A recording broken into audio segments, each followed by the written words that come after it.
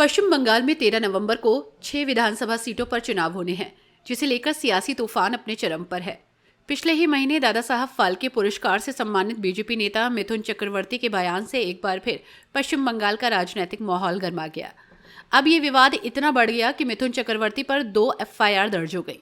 हम आपको बताते चले कि 27 अक्टूबर को सॉल्ट लेक इलाके में बीजेपी के सदस्यता अभियान से जुड़ा एक कार्यक्रम हुआ, जिसमें केंद्रीय गृह मंत्री अमित शाह भी मौजूद थे। कार्यक्रम में मिथुन चक्रवर्ती ने कहा था कि बीजेपी पश्चिम बंगाल में सत्ता के लिए कुछ भी करने के लिए तैयार है।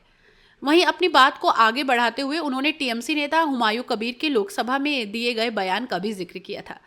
रिपोर्ट्स की माने तो हुमायूं कबीर ने अपने बयान में कहा था कि अगर मैंने तुम्हें 2 घंटे के भीतर भागीरथी नदी में नहीं फेंक दिया तो मैं राजनीति छोड़ दूंगा। 30% है, लेकिन हम 70% है। अगर आप सोचते हैं कि आप मस्जिदों को ध्वस्त कर सकते हैं और मुसलमान आराम से बैठ जाएंगे तो आप गलत हैं।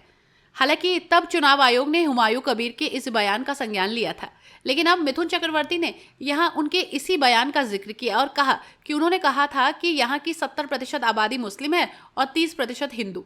अगर तुम भागीरथी नदी में फेंकोगे तो एक दिन हम भी तुम्हें फेंकेंगे, लेकिन भागीरथी नदी में नहीं, क्योंकि वो हमारी माँ है। हम तुम्हें दूसरी ओर दफना देंगे।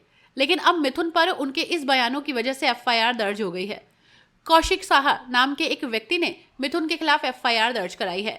इंडियन एक्सप्रेस की रिपोर्ट के मुताबिक मिथुन के खिलाफ एक मामला विधानगर दक्षिण पुलिस स्टेशन में दर्ज हुआ है, जबकि दूसरी एफआईआर विशिष्ट शिकायत के आधार पर बोबाजार पुलिस स्टेशन में दर्ज हुई। मिथुन के खिलाफ भारतीय न्याय संहिता की कई धाराओं में मुकदमा दर्ज हुआ है।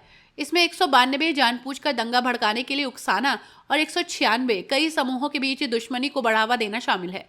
वैसे मिथुन पर हुए इस एफआईआर की पश्चिम बंगाल बीजेपी ने आलोचना की है। पार्टी के प्रदेश अध्यक्ष सुकांता मंजुमदार ने कहा कि ममता बनर्जी की सरकार ने अपने राजनीतिक हितों के लिए पुलिस का इस्तेमाल किया है। इस खबर में इतना ही। ऐसी अन्य खबरों के लिए देखते रहिए #भारत।